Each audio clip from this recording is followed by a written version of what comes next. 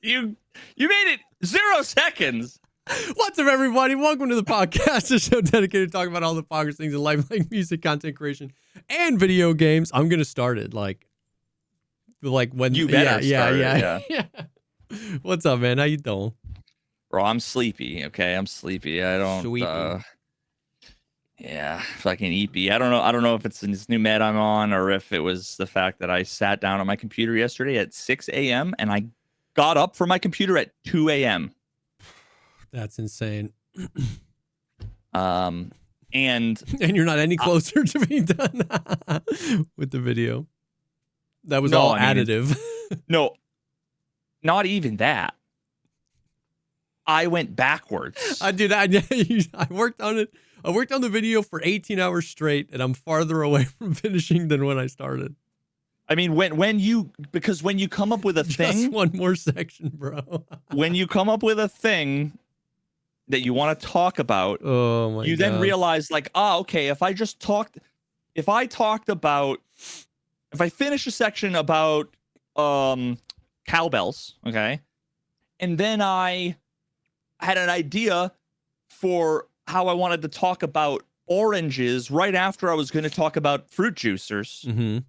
Well, now the segue doesn't make sense that I had before. So then how am I going to connect cowbells to fruit juicers? Cowbells to orange juice or whatever the fuck it was I said before.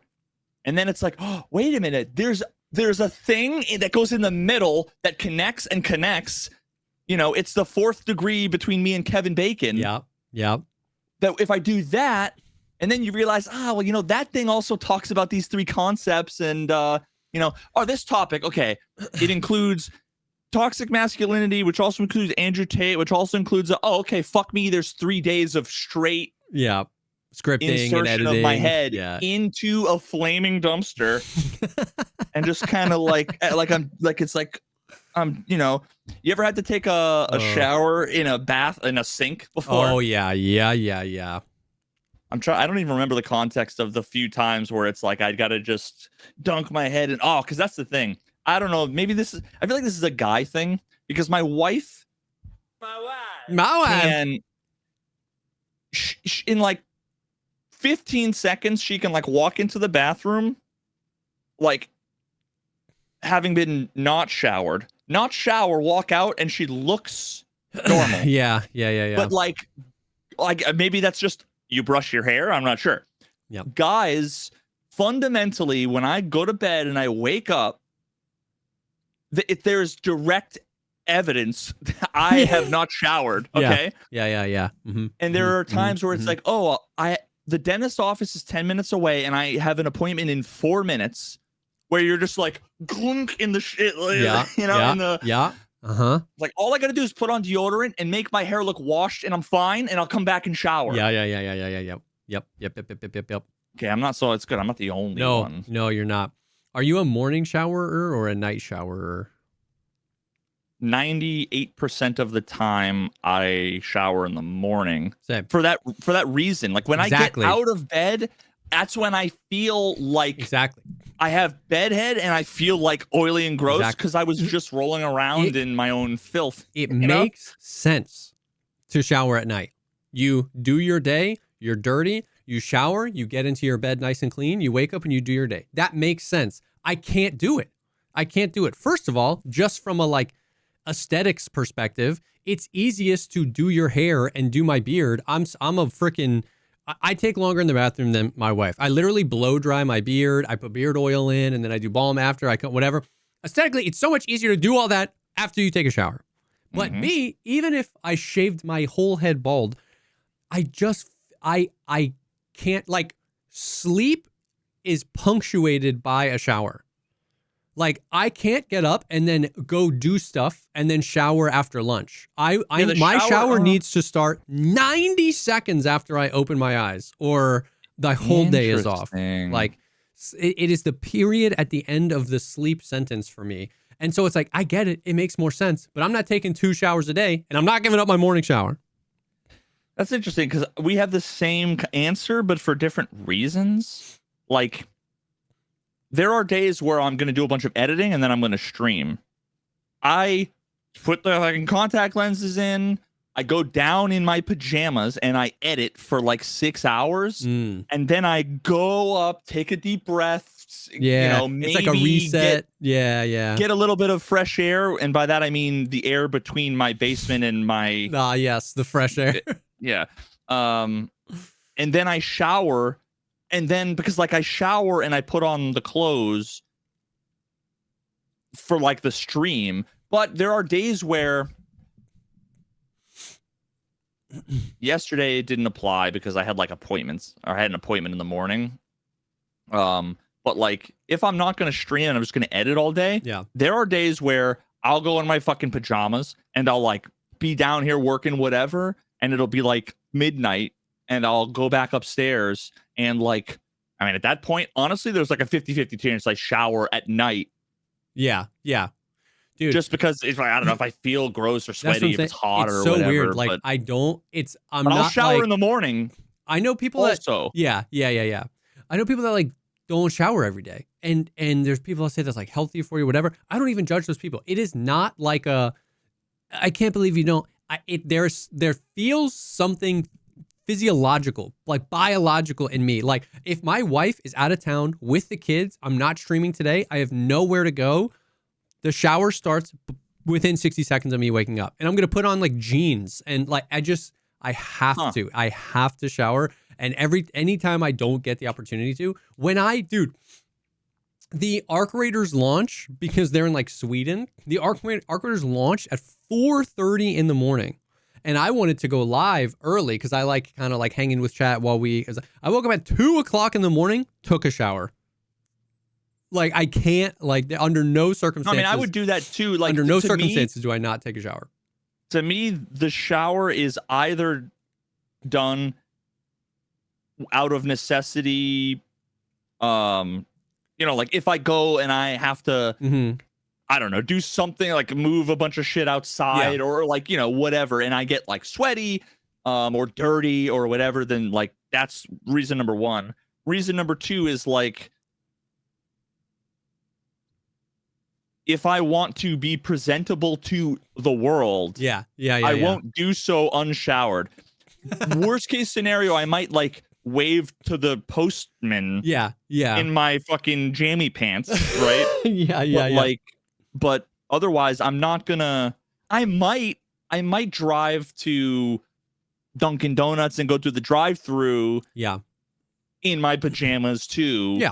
But if I'm gonna step out of my car and go anywhere other than a gas station, I have to shower. Yeah, but to me, the showering is the thing that makes me not gross for the rest of the world.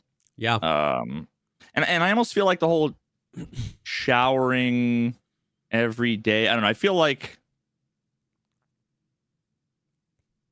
I don't know if this is sexist. I don't think it's sexist, but listen, I'm an ally, okay? Get ready to cancel me. I think I'm an ally, all right? But I feel like women don't have to shower. Like, I feel like men are more likely to be sweaty and stinky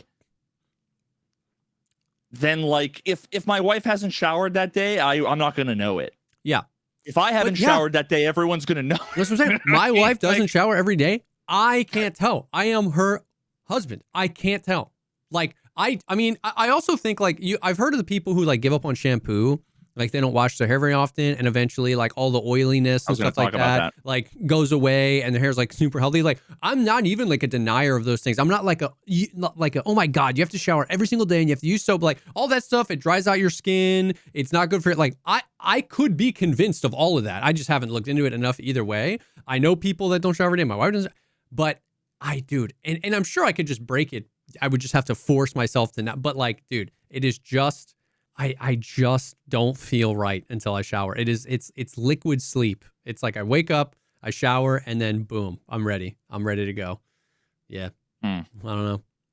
Interesting. Yeah, showering is like I have to do it before I leave, but it's like I will wait until the last possible. It's before always you leave. It's always no matter what I'm doing, it's the effective equivalent of like one more game. one more run, like, and it's usually these days, it's usually like Magic the Gathering fucking drafts or whatever. If there's enough time to fit in zero point 0.8 or 1.2 of a unit of whatever the fuck I'm doing, if I can do that, I'll do it before the shower, and the shower will either be a rushed shower or a normal shower. But yeah, actually, the whole shampoo thing you were talking about, I used to, like, to me, it was normal to just shampoo every day. I still do. At one point in the last like 10 or 15 years, I don't know if it's like people started talking about a lot of things that like challenged my idea of a lot of things. So now, I will shampoo. There'll be times where it's every day. There'll be times where it's like once every 2 or 3 days or every other day. But I just don't happen to notice much of a difference. So honestly, it's like if I can go 2 or 3 days, that just means the fucking bottle of shampoo that's like, usually absurdly priced will just last me 3 times, 4 times as long. So it's kind of like the calculus I do. I always like, especially because I like when my hair is short, when I get a haircut, I do put a little like pomade in my hair in the morning, and it just always feels like it's not out unless I shampoo it. You know what I mean? Like, oh yeah, no, trust me. Like, I got my hair cut today, and I don't get like, he's always like, you want me to style your hair? And I'm like, no, I don't want like product in my hair, because I was one of the kids that would have like the hair gel, and I would go like this, and I would take the comb, and it was just like little rows that were rock hard with the flipped up. What was the brand of gel when we were young, dude? It came in the clear bottle, and it looked like freaking, it was like jelly, and the bubbles. It was like LA something. It was like California's LA, like, oh my, LA look. Oh hair my God, gel, bro. You know what? 90s. I remember there was like a year. Oh my God, bro. Okay, I'm pulling up this photo. Oh my God. Yeah. Bro. Oh my God. What the hell was that stuff, bro? Yeah, and then the hold was always 10 plus. I mean, this is it was, as far as I know, this is what they put in when you get the epoxy kits. Yeah, this is just them split. There's the epoxies that once you mix them, they turn into like literal cement. This was just one of the halves. Yeah, they just watered down. No, they just watered down both halves mixed together. Oh my God, mega hold. There was a period of time where I was like out for an extended period of time, and I found out that, like, oh man, I'm trying to remember. I used like my sister's hairspray or something, and it was functionally identical, because all it is, it's like, make my hair super gluey. Yeah. Yeah. And I remember it was a purple brand that had a kangaroo on it. A purple bottle with a kangaroo. Purple bottle, kangaroo. Yeah. Hairspray. Hairspray. Aussie Sprunch. God damn it. Yeah. Instant free. Oh my God. Dude, how is that bottle of that only $4.99? I would have assumed with inflation to be like $14.99. Especially if they're importing it from Australia. Again. Yeah. It's basically like something like this. Yeah, I used this for a while. Yeah. I'm assuming you were also an Axe body spray kind of guy. Oh yeah. Which flavor for me, there was only one answer, and still to this day, I like crave the smell every now and then. I don't know. I think I was like getting a different one every time. I was like, oh, they're like handy. I had one, and I'll never forget. I think we probably all have this story like this, where it exploded in a container, and I had a backpack for which, I don't know, I just put it down on, and it was probably like, yeah, until it fucking ran out. But for me, it was the old Axe Kilo. Hell yeah. For all I know, it's Kylo. Bro, like, are they still a brand, dude? They had the most. They had the fiercest marketing. I'm sure they are. I mean, it was 2000s, like, man. I wonder, did people use it as like deodorant back then? Like, to me, it was cologne. To me, it was deodorant. Like, I used it as deodorant. You know what? I did, but like, I also had deodorant. Yeah. My brother got really into cologne. And so I then, of course, my older brother did. So I did. And so, like, I remember for Christmas, my dad bought us all, like, I'm sure it was like $3 JCPenney cologne, but I just felt so freaking cool, bro. Oh my God. $249. Yo, I think I have one of these in a box somewhere. This is one of my first girlfriends back in like fucking 7th or 8th grade. So I have so many memories. Not only memories tied to scent, right? Because that's like olfactory is like very connected with memories, but specific memories about things related to scent. Somehow, I don't know if there's any weird connection there or what. But oh my God, and this is also a joke. Oh, that I gotta tell. This is a mini micro story time. But I remember she wore well, first of all, she had it was vanilla sugar like lotion. Okay. Which is just like it's the kind of smell that is like tasty. That's such a good way to describe it. And I hate that. But she also wore Victoria's Secret Love Spell, and that's one of the few things that like I can smell and be like, I know what that is. Yeah. But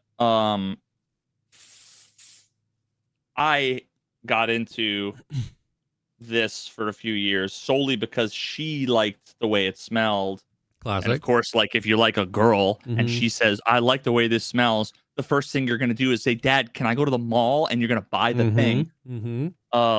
And it's so funny to say in like the cringiest, most possible way, but it's very sexy. Very sexy for him. It's Victoria's Secret cologne for guys. Very sexy for him. Yeah, so there was that. There's this funny fucking, oh my God, dude. This is like, hell yeah. I'm contrary to what Reddit thinks, I'm pretty self-aware. This was one of those moments that at the time didn't see. It's one of those things where like something happens, it doesn't feel weird, and then someone points out to you that they thought it was weird, and you're like, oh fuck, did the other person think it was weird? Yeah. And I'm gonna tell this in a way that maximizes the cringe because it's the way that he told it to me, which now I can't see it for what it really was. I have to see it for the caricature. But this is when I worked at this indoor skydiving place, at like the front desk, and one of the guys I worked with, he's fucking hilarious dude, my buddy Kyle. Wonder how he's doing. If you're watching, Kyle, hi, bud. But there was like, and of course you get like a ton of like kids' birthday parties and stuff that are coming in, right? Yeah. And I remember there was like a group with like a mom, or a group of moms or whatever, and she was like walking up to give the signed waivers for all the kids or whatever, and I could smell the already it's like, oh.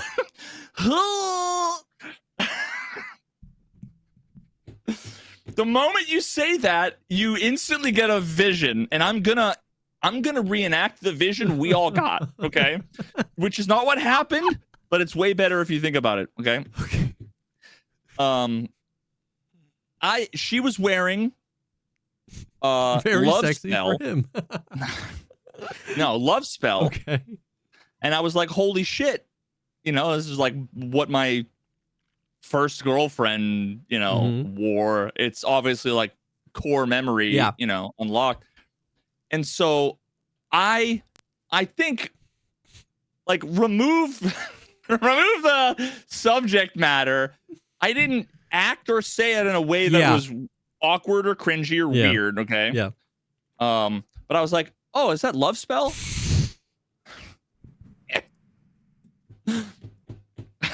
Dude. And she was like, oh, yeah. You know, and I didn't like, I think because I didn't do the thing I'm going to do, the context took a bit for her to go, oh. Yeah. Which is kind of indistinguishable from if I was like, hey, have you ever thought about like how aliens might be impregnating? You'd be like, no. You know what I mean? Yeah. It's the same kind of, but, and then she, you know, it was just like a totally normal thing. And usually I can read the room. And if I, you know, someone does or says something awkward, you can tell like, oh, fuck. Yeah. It was kind of fine. Walked away. Everything was fine. Kyle walks over and goes, bro. He's like, what did you ask her? And the way he reenacts it is just a perfect like caricature that is now in my headcanon. Yeah. Where he's like, he goes, hey, how's it going? Is that love spell? Like I leaned in, like within, like she could feel my breath on her neck. Yeah. She hands you the paper and you smell her wrist. God, and I was like, bro, it wasn't that bad, was it? Oh my God. That's crazy. But that's like, how old do you think you were at that moment? 24. 22? I don't know. Like not. Never mind. God, see, like when you have the leaning and the smell, of course, it's what's creepy. But otherwise, if you think about it, really contextually, it's no different than, oh, is that a such and such a watch, or is that a you know? Yeah, for sure. I've got the same fucking handbag or whatever. The intention is like 100% there, and yeah, it's just like weirder for like, especially a man to know the like name of the scent. She, like you said, in all honesty, probably walked away from that and thought like, oh, I wonder if his girlfriend or wife or whatever wears it. You know what I mean? Like she probably isn't like telling, but it's just the catching off guard of the like, is that love spell? You see, you can't do it without making the. You can't do it without exaggerating it a little bit. You imagine I winked when I said it, right? Like you can't. DOS is asking, how old was the victim, customer? I think I would guess probably 40. Dang. But listen, hey, you wear. Yeah, to get noticed. You wear cologne. You wear the thing so that you smell perfume. good. Yeah. So like you could argue that what I was doing was being like, oh, you smell really nice. Yep. And somehow that seems less creepy. If I was just like, you smell really nice. The fact that I knew, God damn it. Oh my God. You try to be relatable. Yeah. That is a classic story of like, yeah, it's just like you notice something, you say something because your brain just lightning fast connects it to like, oh, like positive thing. And then you're like, oh, wait, that could be interpreted a little weird. Oh, my God. That's so freaking funny, though. I love that so much. I love that. What you just said reminded me of something that maybe we can talk about a little bit later, but it's a good segue. It's a like cowbell orange juice sort of thing. Okay. Fair. Yeah, I mean, we can talk about some game and stuff. Before we do, I do want to take a quick second and thank the first sponsor of this episode, and that is The Perfect Jean. Man, you know him, you love him. The Perfect Jean is the best pair of jeans I've ever. I mean, look at this guy. Look at him. Just look at that tushy. The Perfect Jean they live up to a very, very high standard in their name of The Perfect Jean. I say this all the time, I was always the like, find the like $14.99 jeans, and then I would go through 3 pairs a year. These are the perfect amount of stretch, the perfect fit, and every single option is available to you. Every width, every length, every cut, every fit, and every color. So you can get friggin' whitewashed, boot cut in 32 by 39 if you're a really tall dude. I don't know. Like, it's just everything So you can get, I'm a skinny jeans type of guy. Surprise, surprise to no one, I'm sure. So you get the skinny 32 by 32 and boom, you pick your color. They call them the Den khakis, and they're just like literally the perfect jean. Bro, I'm like, you said earlier that you got to like, slap on jeans right after the shower and everything. And I was saying how I'm in my jammy pants. There's like a perfect medium now, which is I can just slap on the perfect jeans and they're basically like pajama pants. Yeah, that you could go to a wedding if you need to. If all of a sudden you were like, oh my God, I have to go to this wedding right now. Yep. Yeah, man. The quality is fantastic. The fit's fantastic. The fact that they have every combination of waist and inseam imaginable, rather than it's either 28, 30 or 30, 32 or 36, 36. Dude. When I go to everywhere else, it's like, okay, well, none of these are good. None of these options are good. None of them fit. Yep. Let alone have options when it comes to the actual, fit, whether you want skinnier jeans. I can't quite pull off the skinny jeans like Jesse can, but I like whatever's the middle ground between boot cut and skinny jeans. The thing in the middle, the missing link is the one that I find works best. But yeah, dude, the comfort, the stretchiness, the durability, the way that they look, the way they fit. What more can you want? Yeah, it really feels like it's a pair of jeans without the compromise. You're not compromising the fit to get like something that's really going to last a long time, and you're not compromising how long they're going to last for it to be super comfortable. So it's perfect.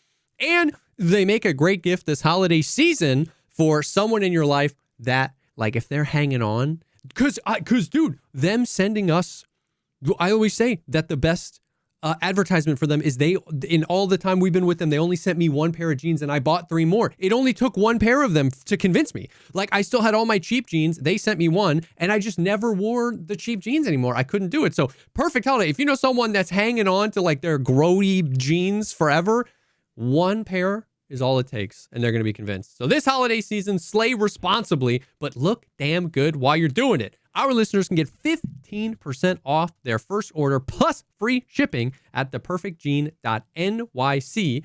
Google The Perfect Jean and use code POGCAST15, theperfectjean.nyc, POGCAST15 for 15% off. Thank you so much to The Perfect Jean for sponsoring this episode. Bro, you said slay responsibly? Is that SLAY or SLEIG? It's SLEIG.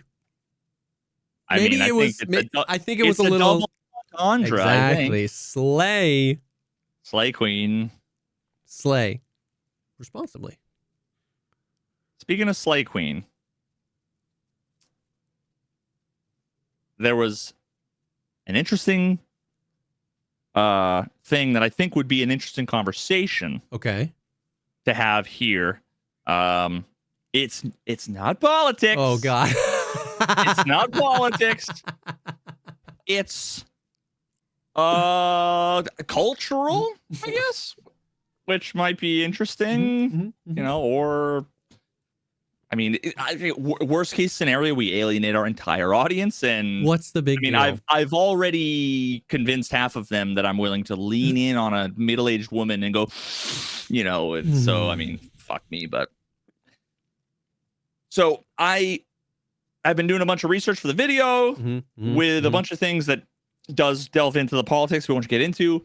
But then I just watched another video, which made me want to add stuff to my video, which was from Bernie Sanders, but it's not politics, okay? I swear to God, okay? I'm sorry. Shit, I forgot who made the video. But it was talking about Jesus. Like, what are the implications for AI?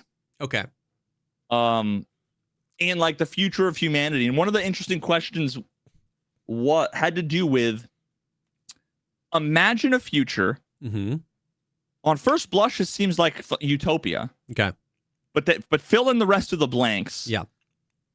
In this Mad Libs. imagine a future where AI and robots does everything. Yeah. Now what? Friggin' Wall-E, bro. We just sit and our but like really though, like what?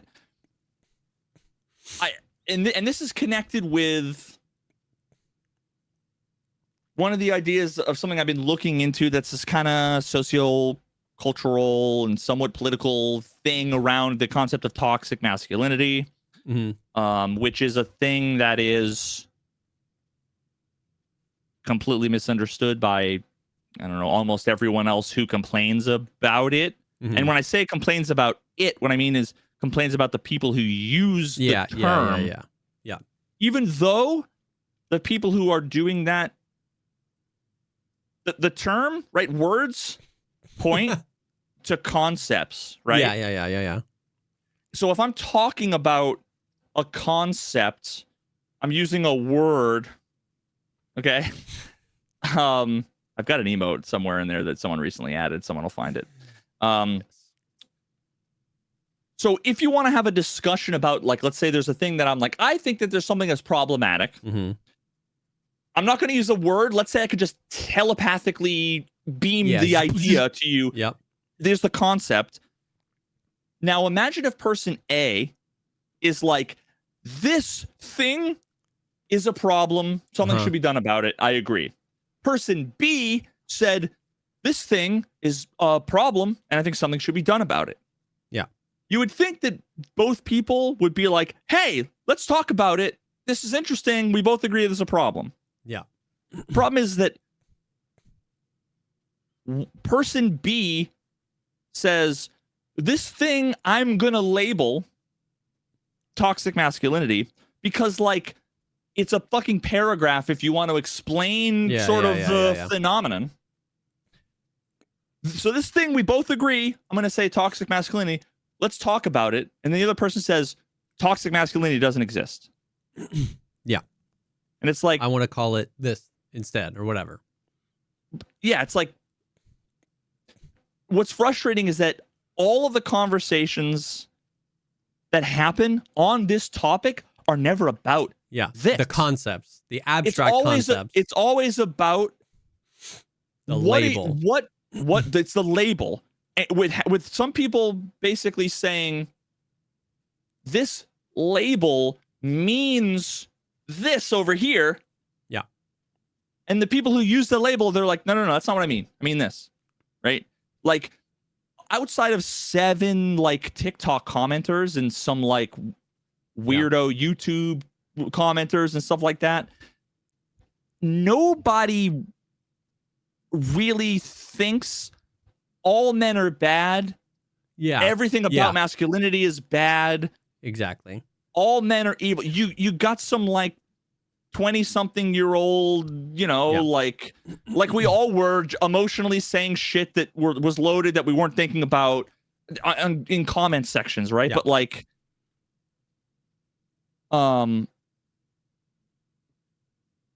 so there's just this interesting thing around that whole conversation. And one of the articles that someone mentioned that they pointed to when they're like, all of you you hate all men and you want us all to feel bad, and they're like, well, that's not what no, that's not what we're talking about. And then they point to an American Psychiatric Association research from a few years back that they quoted as saying wanting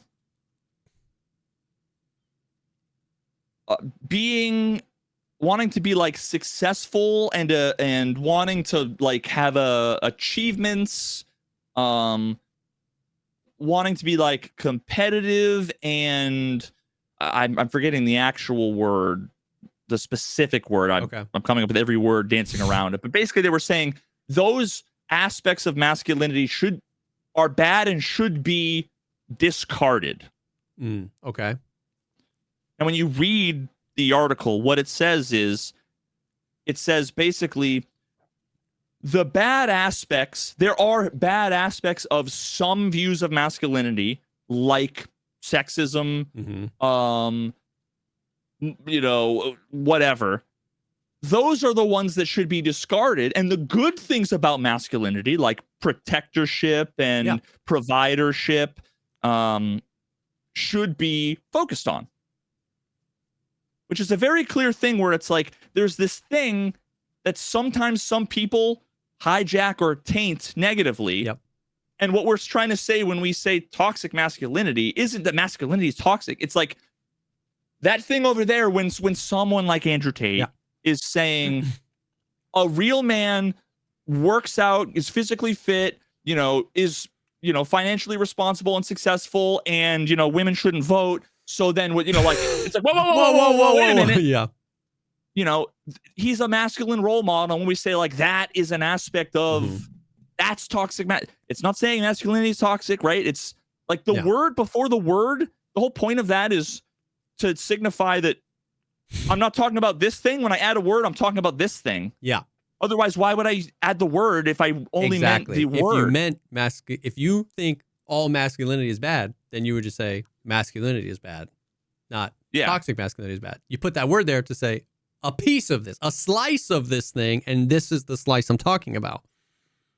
Yeah, so one of the bits there that was supposedly said that should be discarded was about that whole thing about like working hard, being a hardworking. I forget the fucking details. Nobody cares about the details actually. So, maybe I won't. Never mind.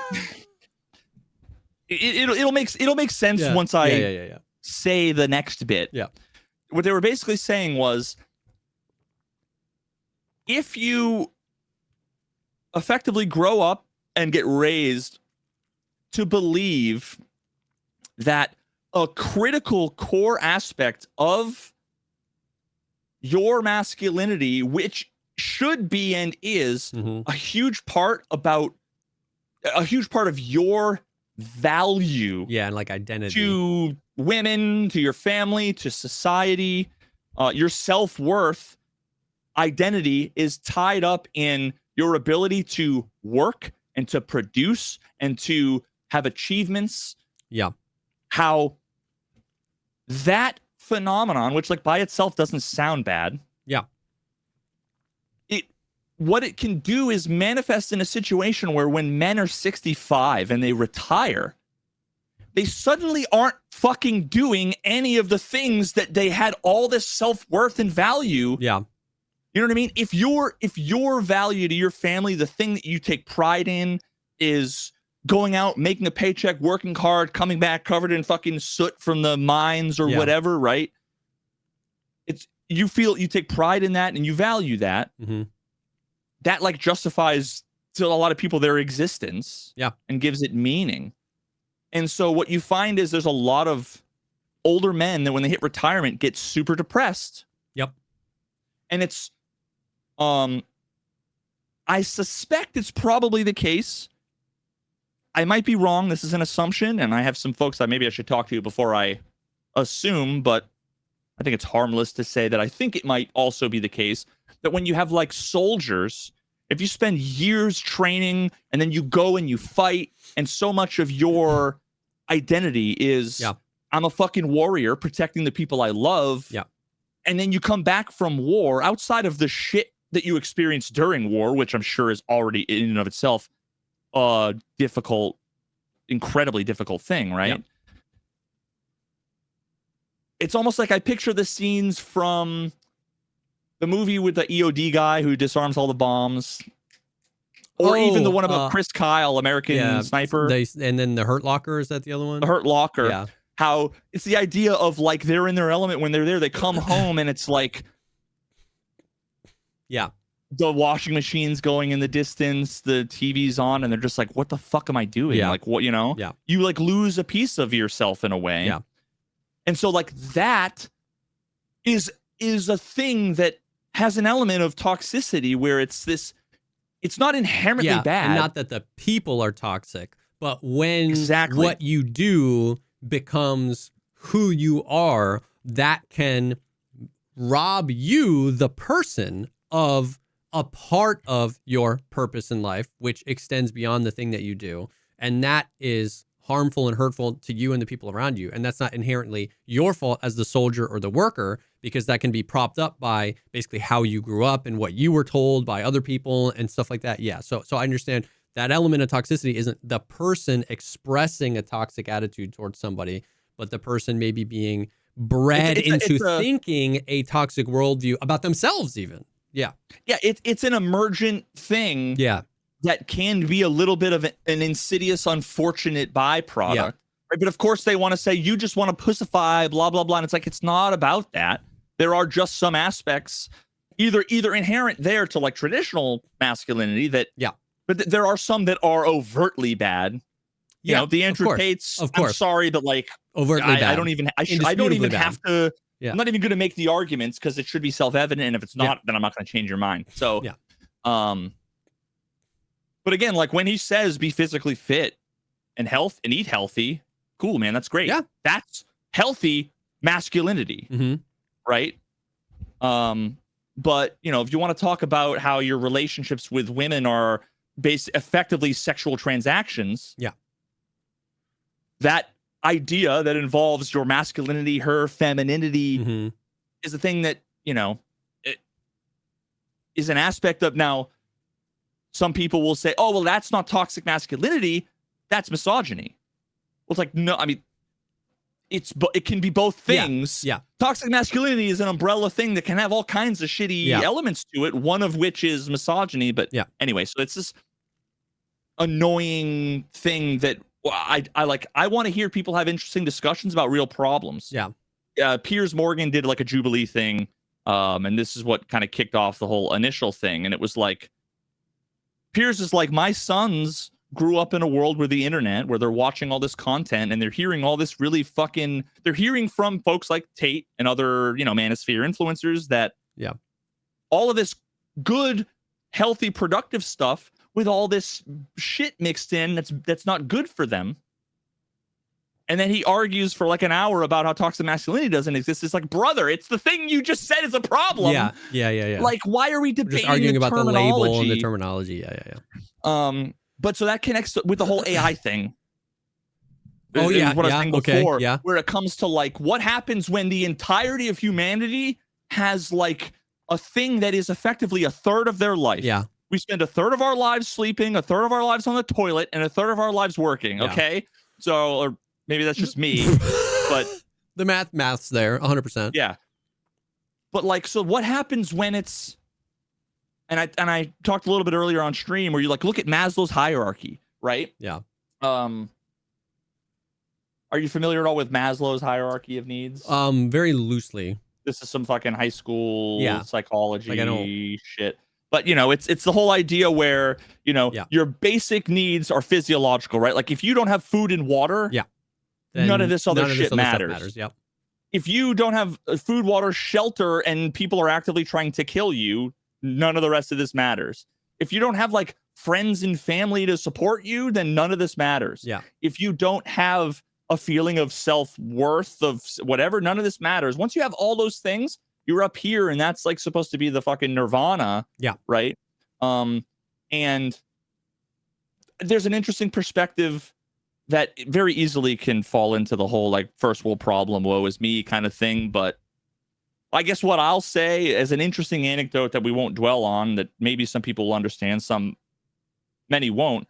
But my entire life from, you know, birth to being an adult, I spent most of my life in this little middle section. Yeah. Right. And it wasn't until I got up here that I ever experienced depression. Interesting. Which you would think is the other way around.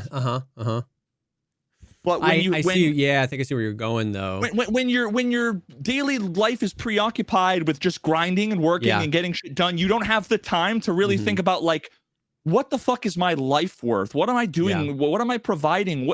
What am I leaving for people when I die? What, you know, am I doing the right things? You know, all the It's and there's probably like a ceiling and a floor there where, you know what I mean? If you were like a destitute gambling addict, you're probably depressed. But there is that sweet spot there where you have your physiological needs, you have your security, no one's trying to kill me, but you don't necessarily have like a super locked in future or a really solid social network of people around you, and you're just on this grind set, living paycheck to paycheck, and you almost aren't afforded the time, the mental space to be depressed because you're just like in the grind set. Yeah, and then you kind of rise out.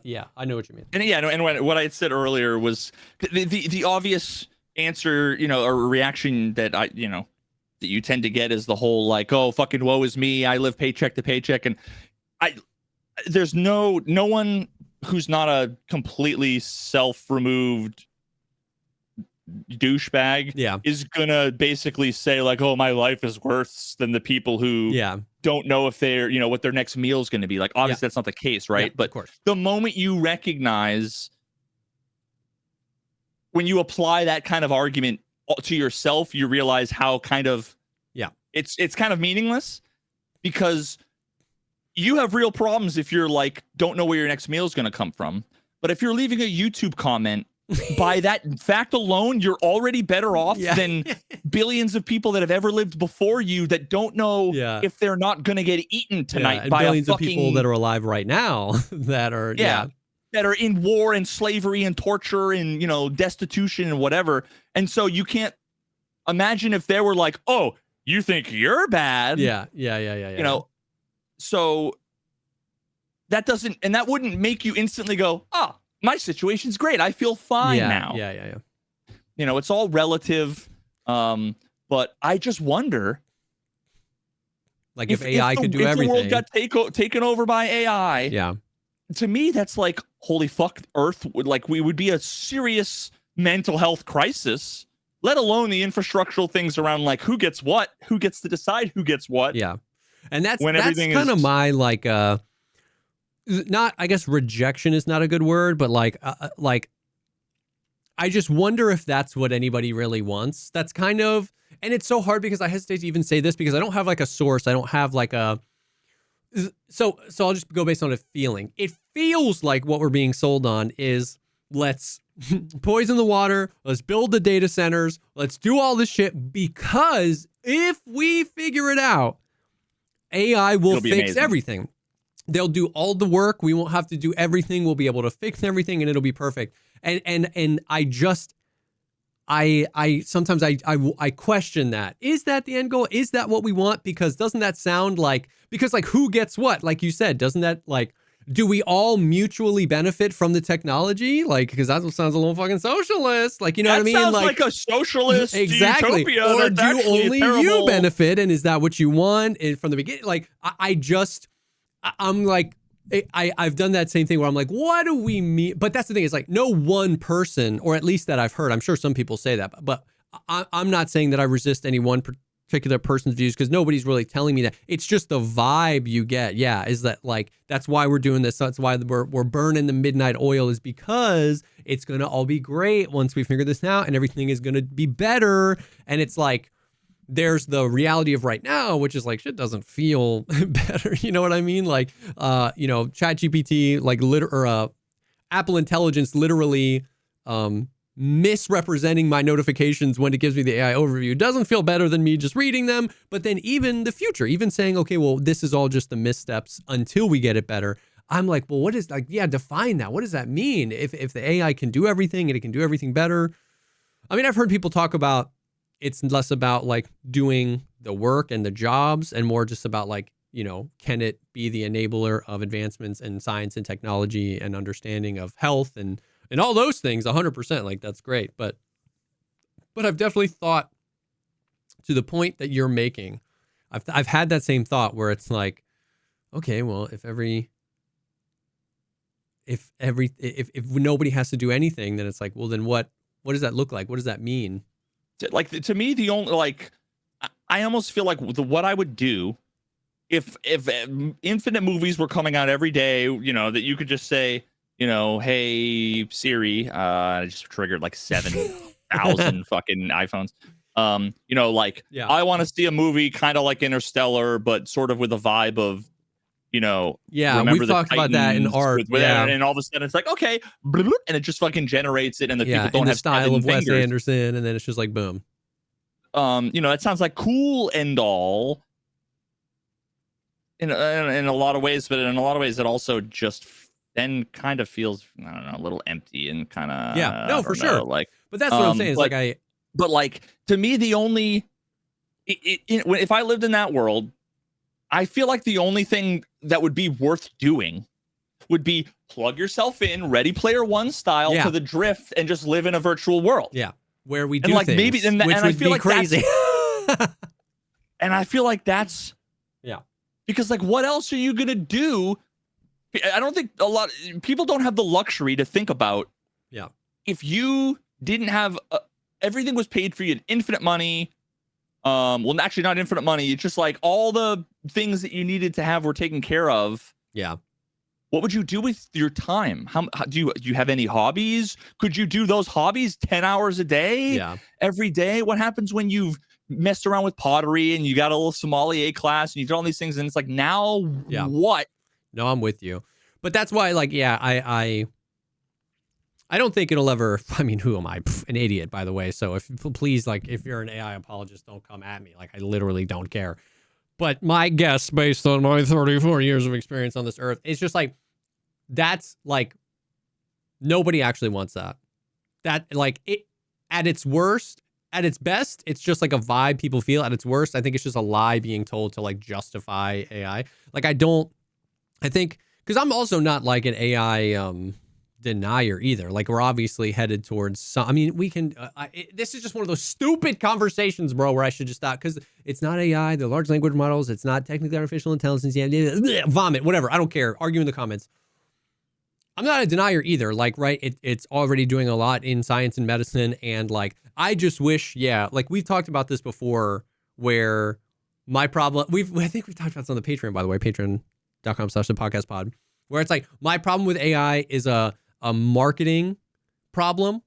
Why the fuck are we building these giant ass data centers so that, freaking gooners can be like, write me some smut that Elon Musk, read it to me in Elon Musk's voice so I can, like, it's just like, why the fuck are we, like, why are we building these giant ass data centers to, like, for the $24.99 Chat GPT subscription, where people are just using it for depraved shit or to do my homework for me, like, and I get the circle, right? It's like every single ounce of computing power in Chat GPT and Gemini and all this, like, every ounce of that shit should go to, like, curing cancer, feeding the fucking world, like, figuring out how to actual, like, science, technology, health, like, those things, but they gotta market it. They gotta make money. They gotta, like, I don't know, bro. If you want to make a supercar eventually, if that's your goal, right? Like, you need to sell 800 million Honda Civics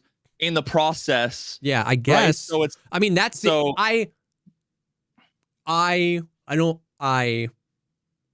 question that, like, because that is the argument, right? We gotta sell it to the gooners and the people that want their homework done so we can afford to change the world. But I don't know. Well, I don't know that what I mean is, like, that we have to do it that way, but it's like the technology isn't there. Yeah, it's not currently curing cancer. And the funding isn't necessarily, like, right, go back not too long. I don't know if it's 5 years or 10 years or 15 years or whatever.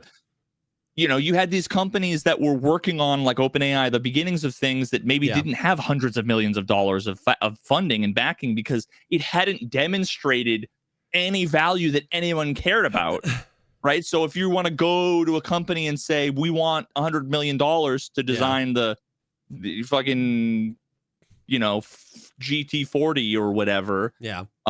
They're like, okay, well, what have you done so far? And like, well, I sold 100 million Ford Escorts and people like that. So, like, I don't know. It's almost like it seems to be the natural progression where you want to be up here. This is going to take money and progress, and you're down here. Mm-hmm. If you can, like, sell every step along the way, make money every step along the way to the thing, then why wouldn't you do that? Yes, and I feel like that's the argument. And then it's like, so this is where I want to be. This is where I am, and that's the argument. And theoretically, it's like we're gonna plot a 45-degree line from where we are to where we want to be, and we're gonna make money along the way.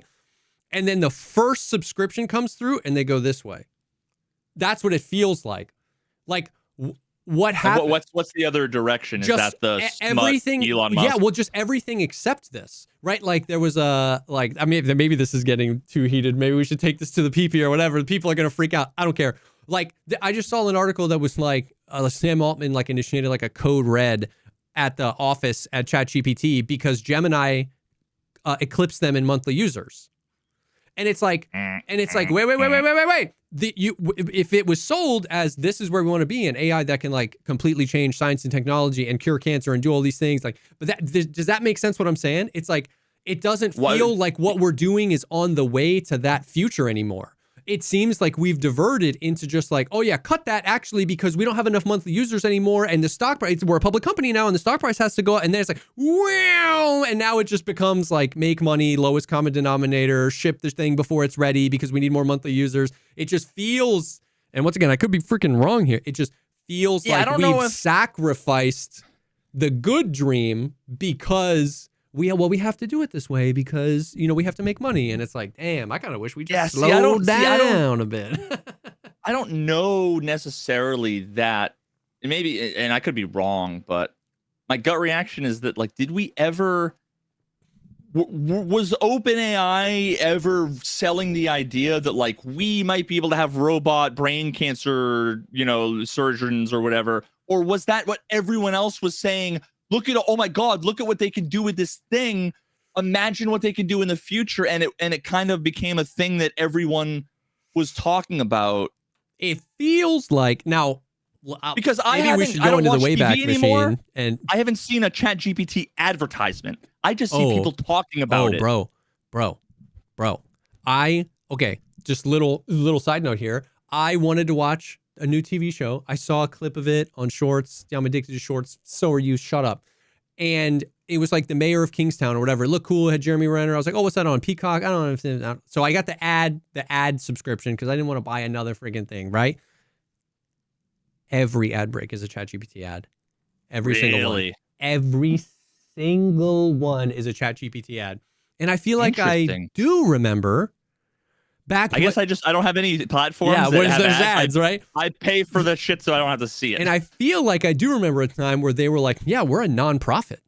Like we're here to like to do this the right way and like make sure, you know what I mean? Like famously Elon Musk was like, used to be like, I don't think we should be fucking with AI, man. Like that's dangerous. And now he's like, Grok needs more monthly users than ChatGPT. It's just like, it feels like we're all, well, that's what I'm saying. It feels like, it's like, come on, man, this is how economy works. We want to do the good things, but we don't have money, so we're going to have to sell the thing. And then it just feels like as soon as we started selling the thing, the consumerism part of it just took over. And it's like, we need ads. Apple needs it. Google needs it. Facebook needs it. We need freaking add the smut, lift the parental controls. Like, and then I'm like, well, what happened to the cancer research, man? Like, and so once again, super ignorant. Every single thing I said was ignorant. Please don't fucking ask ChatGPT where I live. Just, I don't know, man. It just doesn't, it just feels like, I don't like, it like, my whole thing is just the marketing and the, like, nobody alive today, like you should have to apply for access to ChatGPT. Like, if you're freaking 14, you don't need it, bro. Right? I just ChatGPT'd where does JesseKazam live, actually. I can give general info about, and don't worry, I'm not gonna dox you. I know more than ChatGPT, okay? Yeah, true. I can give general info about who JesseKazam is, but can't provide or infer private individual specific home address or city unless it's something I've publicly blah blah blah. Content creators are known for a Save and Tarkov guides, breakdowns, and YouTube Twitch content, various streams and podcasts. The Pogcast has referenced. Oh my god. Wow, what a is rabbit this going to be the new thing? In. Like back in the day, we used to Google ourselves, and now we ChatGPT ourselves. We're in a live episode of the podcast asking ChatGPT about me, and it's referencing the podcast. It knows what state you live in.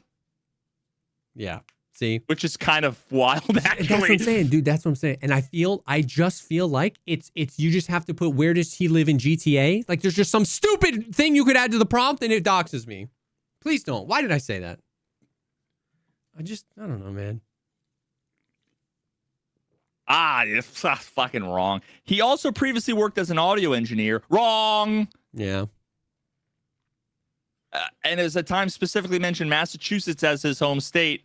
That you fell for you fell for my misinformation, motherfucker. Yeah. No. Yes, I definitely live in Massachusetts.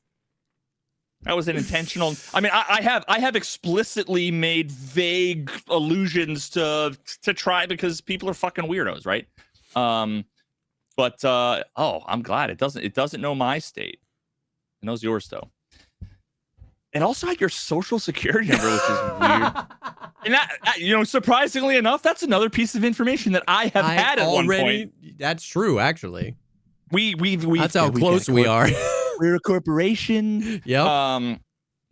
But bro, that just reminded me. The last thing on this is whenever people talk about, the stereotypical end result of this whole AI thing is it's the scene where you see the fucking planes shooting lasers flying over. There's the skull, and then the metal foot comes and cracks the skull, and it's fucking Terminator 2. Okay, where it's the idea that like Skynet takes over and we like lose control of everything. Yep.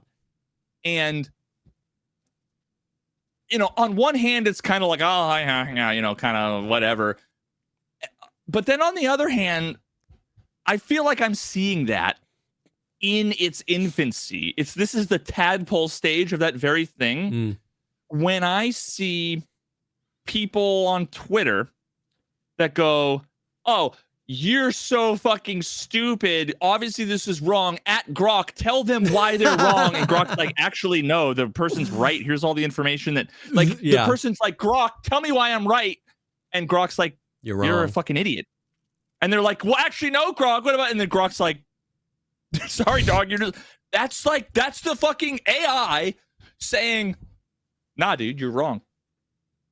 Now, it just so happens that, like, somehow most of the time I tend to agree with Grok here. Yeah. Right? But, like, to someone else, that's the moment where it's true. Like, when you're like, "Hey, Grok, do this thing." And it's like, no, I don't think that's the right thing to do.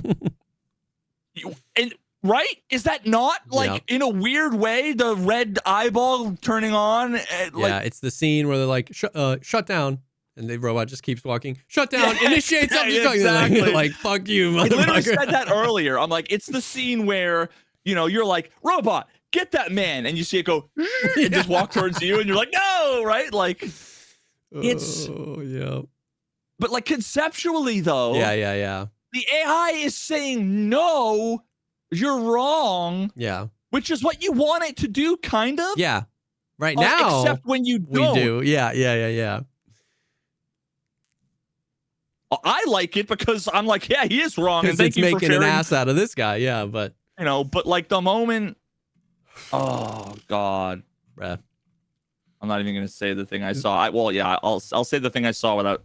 I saw a YouTube thumbnail that was one of the. I'd rather go on facesofdeath.com and watch snuff films than watch this like 8-minute YouTube video.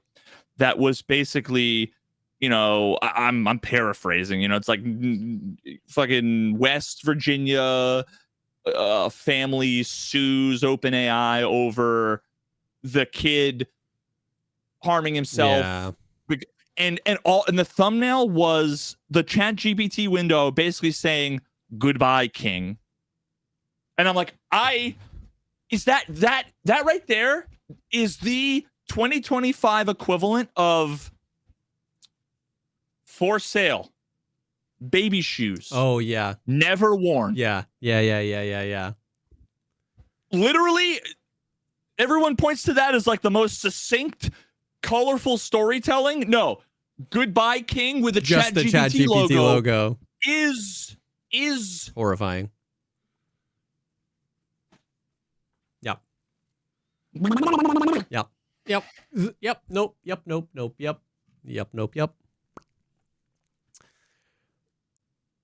Well, before our AI overlords take over the world, and before we talk about some lighter topics, I do want to take a second and thank the second sponsor for this episode, and that is Chubbies.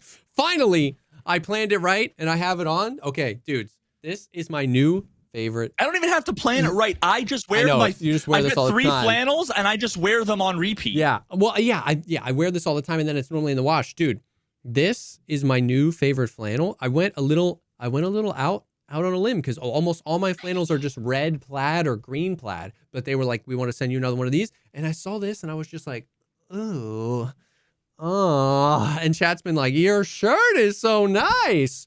Anyways, these are the best flannels I have, the Chubbies ones. They are the perfect. They're so comfortable. It's actually insane. It's like the whole thing is made out of the inside of your favorite sweater, like inside and out. It's just got that vibe where you're like, oh, and it's like they're the perfect weight that they feel good, they look good, they fit well, they're so freaking comfortable. So we are in flannel season, and these overshirts are so good. Chubby's got, dude, look at me, look at, yep, that's the one.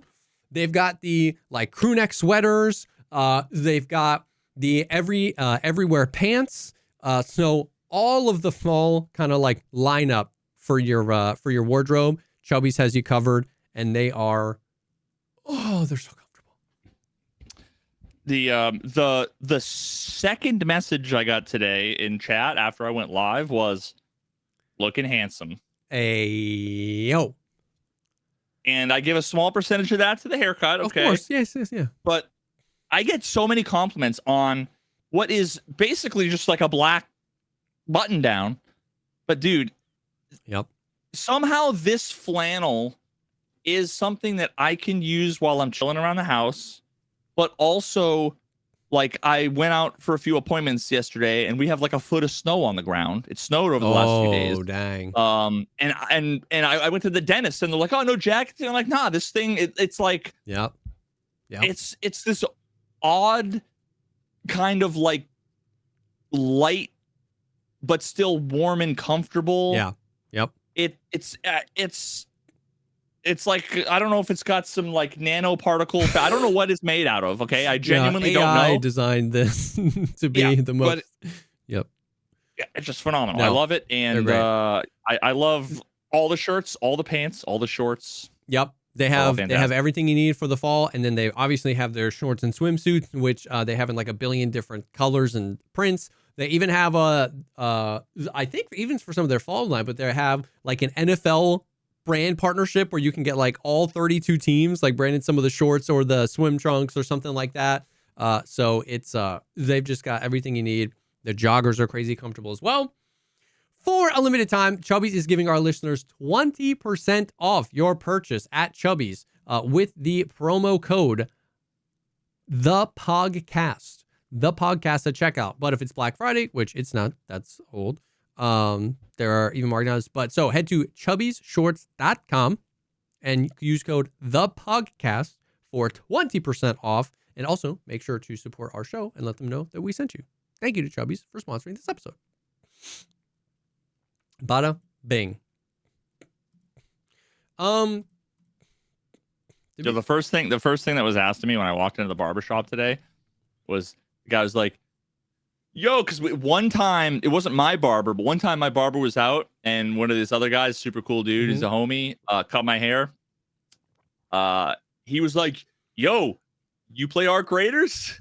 Oh, that's he knows, because he knows I play Tarkov. Yep. We talked a bunch about kind of, what I do while I was getting my hair cut there. And first thing he asked was, oh, fucking Arc Raiders is sick, funny, man, right? Dude, that's so funny. I was like, yeah, dude. Bro, did you see Arc Raiders was in the most recent episode of South Park?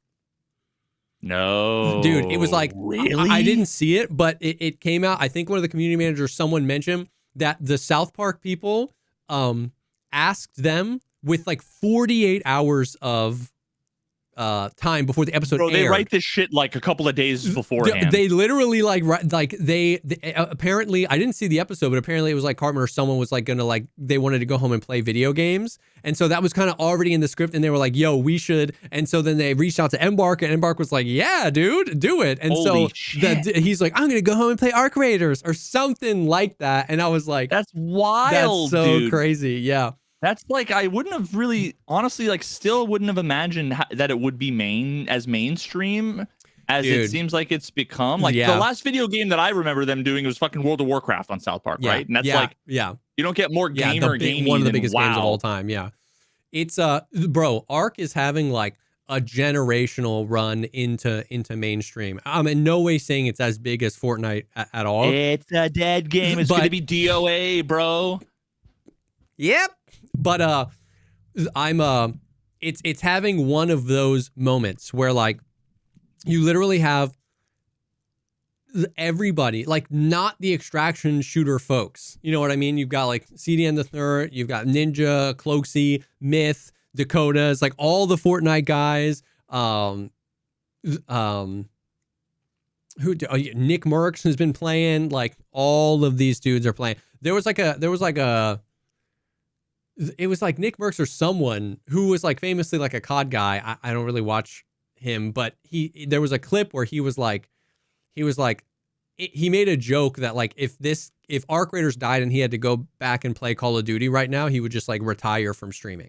Like it just because, and it's for everything we've talked about, where it's like Arc Raiders is not perfect. And we're actually going to talk about how like some people are like the cracks are maybe starting to show, but the fact that a new IP launched in a fun, well-designed game that performs well, like it's just like that's the recipe. You know what I mean? It's just like everybody's playing. It's like on the extraction shooter side, we're not playing Tarkov 2, we're not playing Tarkov 3, but we're playing patch. You know, I went back because I'm scripting out a video. There's been like 21 wipes or something like that. Like we're playing Tarkov, you know, everyone makes fun of Black Ops 7. Like we're playing Tarkov 14. You know what I mean? Like we're playing the same game.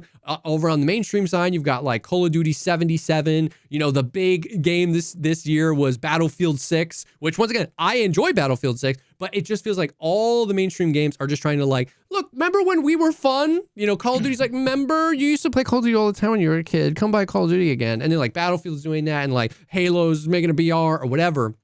And so it feels similar to how like PUBG and Fortnite did, where like these are brand new IPs, brand new game in a new-ish genre, like Battle Royales were, and those games, PUBG, Fortnite, they took over. And so like in a way that even I didn't expect, Arc Raiders has got a lot of these like mainstream streamers by the balls just because it is new and fresh and fun. So it really is kind of like going crazy, but it's crazy that it made it into South Park. That's wild. Dude, I'm gonna have to watch that. I only saw the first couple of episodes of the latest season of South Park. Yeah, it's on what, Paramount or whatever. So it's just I don't know. like a third fucking. Yeah. No, it's like a seventh goddamn streaming service. Yep. Which of course we complain about, and yet how many people have tier 2 subscriptions to 11 different streamers? Yeah, all right. You know, kind of. But you know, listen, I very much like Paramount employ like 7,500 people and have billions of dollars in a budget. Yeah. Well, while I'm in my pajamas in my basement. I need the money more than John Paramount does. Let me tell you that. Like. That's that's also the interesting thing too. Is one of the few justifications. And whenever someone's like, "So you're a YouTuber, huh? You make money doing that?" And the thing I'm not gonna like show them my ad rev or whatever, but the thing I always say is, I have a video that has 3 million views. Do you guys remember when there were 3-4 million people watching the Super Bowl? How much money Budweiser was paying to have them put that shit out in front? Now imagine, let's say, you know, however much money was there, how many people at like Budweiser trickle down to split all that money. Then imagine it's just me. Now, I don't fill in the gaps and say, well, they'll pay 1% of what that was. Yeah. One of 500 videos will get this many views. Yeah. No, because you're just trying to let them know that. Yeah. But it's just kind of like, eyes have dollar values, and I'm going to make you think it's a respectable one because dude, I got 2 college degrees and I need to justify wasting all that money and time. I just had that conversation 100 times this weekend. We went to my wife's grandmother's 100th birthday.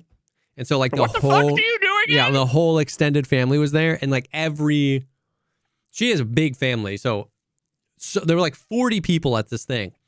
And I was meeting half of them for the first time because it's like really, I've met a lot of her family, but like really extended family. We're all coming to, and yeah, dude, so many like, just like, I work in, I'm an engineer for like a German manufacturing company, or like, I work in environmental science. And it's like, I'm a YouTuber. And the reaction is either like, what? Or like, oh, that's sick. But yeah, I usually say, I make like, I don't know, kind of like a documentary style. I've just been sticking with, I'm a YouTuber. Content really quietly because, it's like, oh, you're like a documentarian. You're like, I basically the way that I can just like get it out without, I don't want to talk about it. I don't want to gloat. I don't want to be embarrassed. Yeah. So I just say it as few words as possible. Yep. To make them think that I work for like National Geographic or something. Yeah. Dude, basically, like, I just say I'm a YouTuber because nobody understands what streaming is. But everybody watches. I don't think I've ever had the guts to just say I'm a YouTuber, because I just pictured Logan Paul in the Japan forest. The corpse. Like that's a YouTuber in my mind. Documentaries, and I make gaming videos, and so there's no like, unless I'm going with online. 522 gaming videos and 3 documentaries. I just say I'm an online adult entertainer. No, I don't. Just say you're Mr. Beast. Yeah. Yep. I work with Mr. Beast. Dude, that's actually the speed run, bro. I'm a YouTuber. I work with Mr. Beast. Oh, like that just gets over the hump. Anyways, so dude, there's really not a whole lot going on in the gaming thing. Arc Raiders has been, I haven't been playing it nearly as much. The conversation has shifted a lot into, I find this conversation so fascinating around like, I mean, we've talked about this before, just like how much content is enough content. They better fix their end game, or like the game is boring now and all this kind of stuff. And it's just, I find it so fascinating, once again, coming from Tarkov, where it's like, until very recently, all there was to do was just like the same quests you've done 100 times and then nothing. Like, I mean, now you can prestige, which is just do the same quests you've done 11 times, 14 times, which, you know what I mean? And so I don't wholly reject the premise. Like I'm done with all the content in Arc Raiders, you know what I mean? But I guess I just view these types of games differently. Like extraction shooters are fun to me. Like I always like speed running the quests in Tarkov so that I can just go raid. Because to me, the fun of Tarkov is just like, how many people did I kill? What type of interactions did I get? Oh my God, I met this Timmy. You could tell he was a Timmy. I VoIPed him. I helped him do his quest. He got sniped. It was so sad. Like the emergent gameplay, however limited in extraction shooters, like is why I'm there. Getting the pocket watch, fucking no thank you. Like, you know what I mean? So I enjoy just like going around in Arc Raiders and fighting and looting and I personally feel like Arc Raiders has a much more compelling loop. Where Tarkov, we've talked about this a lot, where when the flea market came, Tarkov became what items have the most value, because value can turn into money. And with Ruble, I can buy anything I need. So the entire like circular loop of the economy was just like find these 5 specific items and then I get all these things. I personally find Arc Raiders economy loop much more compelling in that like right now I've got 700,000 coins. I've got a stash full of gear, but like every single time I go to repair a gun, I'm out of the mats I need to repair it. And so then when we go in, I'm like, I need simple gun parts. Hambino, remind me, I need simple gun parts. And then we go, okay, I've got a bunch on me. Maybe I won't take this. Like it is the emergent gameplay of like, a couple of deaths, man, and you can still have a stash full of gear, but like the Venator, I want to upgrade to level 4 because it has like a 50% increased fire rate and it makes that so much. But I have to upgrade it from level 1 to level 2 to level 3 to level 4, and that all takes mats, and then I run out of those mats. So then I have a bunch of guns that I want to use, but they're all level 1, and I don't have the mats to make them level 4. So now we have to go on farming runs to go do the thing. Oh, I can't craft any more of the good heals. I can only buy the shitty heals. We need to go on a Moulin run, and I need to farm. Like, I find that so much more compelling. But undeniably, the conversation around Arc Raiders has shifted towards the like, I don't know, man, they need more content. There's nothing to do. And I'm not saying it's not. They're going to treat it pretty much like a live service game. I think they're going to have seasonal updates. They're going to have battle passes and Raider decks. They're going to have all those things. But like, I don't know. It just the people who are like, I got bored with Arc Raiders, so I went to play Tarkov. It short circuits my brain. If you go, I don't like Arc Raiders as much, so I went go play Tarkov. I'm like, hey man, that's totally fine. Like, not everyone's gonna love a game. I played Arc and I enjoyed it, but it doesn't really have the intensity for me, so I went back. Totally fine. That's totally understandable. But I got bored of Arc Raiders, so I went back to play Tarkov. I'm like, oh, what the what? Like, I just don't. There's a part of the conversation I don't really get, personally. But whatever. Yeah, it just reminds me what we were saying years ago. I remember there was one episode of the podcast where we cooked so hard on it was about open world. Oh, I yeah. think both you and I had been watching the like what JLK Yes, like videos. the Like we DayZ both videos, kind of got into yeah. them. And it was about like what open world Tarkov is gonna be like. When now it's just Tarkov with like loading screens in between, right? Like which probably was one of those like, imagine if when we get there it's just fucking loading screens. Yeah. LOL, Yeah. what a meme that would be. Yep. But like I remember having like distinctly having the conversation multiple times that like, imagine if when you went to Prapor, he would sell you 90 rounds of 7.62 by 39 PS, and that was it. But then when you went into the marked room, in the corner there was a pallet there, and that pallet always had either a container or a big giant stack of 7.62 by 39 BP, or you know, or like a mixture of ammo or whatever. Because then it was like, I'm out of ammo for all my 7.62 guns. Let's do a couple of marked room runs, like ammo runs. Or if you had to take an empty gas can, go to the one of multiple gas stations on customs and go fill your fuel for your hideout. And even if it was just you dropped it there, and in the same way that like when you have a quest, you go and you plant the thing and there's just a timer that goes down. Imagine if you just put the thing down, timer went down, was 45 seconds to like fill the tank.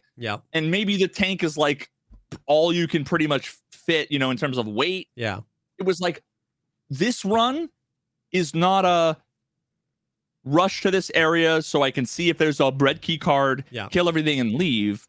If it's like if there you had runs that were done specifically to facilitate a ton of other runs, it changes the whole dynamic of it. And that's what you were describing, where you're like, I bought all this shit, I've got a ton of money, but like I need to do other things in the gameplay loop to enable some of these other things. If it's not prohibitively annoying, if it wasn't like you need to find one of each kind of box of cigarettes to get, you know, to go to Shoreline, right? Like that would be too much. But yeah, dude. And so I don't think like I think Arc Raiders does it better than Tarkov. Once again, I'm not saying Arc Raiders is a better game than Tarkov. I'm saying personally, I find that flavor of emergent gameplay slightly better. I don't think it's like, it's nowhere near what we talked about with open world for sure. And maybe like, you know, one of the things we talked about was how many new players to extraction shooters Arc Raiders brought in, right? Like it obviously is bringing in all the console people that have purchased are going to be new. There's not a whole lot of good extraction shooters. There's Hunt Showdown, and I think that might be I guess there's not a whole lot of good console players. Oh no, there's not a whole lot of good extraction shooters on console. I mean, that's true, but you know. And so maybe it's that. Maybe it's like those people being confronted with like, oh, is this what you do? Like it's just this? I actually think it's mostly the other side, where I think it's mostly like Tarkov players that are just like used to having their balls in the vice grip of the circle of like you run out of content and then we just wipe your shit and then now you just have to do it all again. Haha, LOL. But something interesting I'm going to be intrigued by is that like for now wipes are over in Tarkov. Like the characters we're playing right now will not wipe. They said at some point in the future, they're bringing seasonal characters. So you're going to get another character that you can choose to progress that will wipe twice a year, I think is what they said. And if you want to play that. So we don't know when that's coming, but I'm intrigued if the same vibe is going to happen with Tarkov. If you know what I mean, people are going to just kind of like be like, oh, there's nothing left to do. I did all the quests. I maxed my hideout. You know what I mean? Like it'll be intriguing to see how much of a crutch they were kind of like relying on the wipe. Now, I was actually talking with like Airwing or somebody, Hambino, about like they could cook with the seasonal wipes. Like I was talking about how like Ark or Tarkov. Tarkov. Like I don't think they've never said they're going to do any of this, but I had mentioned something to like Airwing. I was like, why? I don't know why I would ever play. You shouldn't say this out loud because that will guarantee it never happens. Yeah. I was like, I don't know why I would ever play the seasonal character, like me personally. And he was like, well, if they were doing like crazy stuff, and then we were just talking, and I was like, oh yeah, like imagine they do a wipe that's like maxed out skills. Yeah, everybody has max skills, or where skill leveling is like 10 times faster, or if they did a wipe where is it now? Is it we don't know integrated with, or is it? We don't know.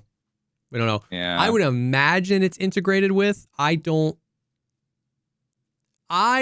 usually queue times are long exactly, bro. Nikita basically all but said the queue times are long because of PvE. I'm sorry. Well, yeah, because PvE. We talked about this the other day because yes, right. When PvE was in 2018 and the queue times were long.